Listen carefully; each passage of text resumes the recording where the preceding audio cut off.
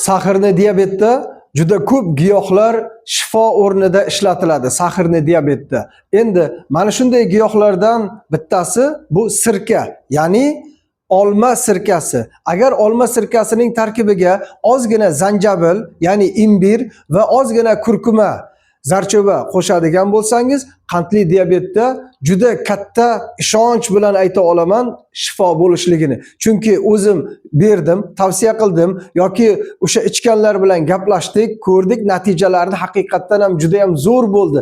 Bu chortoq suviga solganimizga hayron bo'lmang, shisha idish bo'lganligi uchun shundan foydalanyapmiz.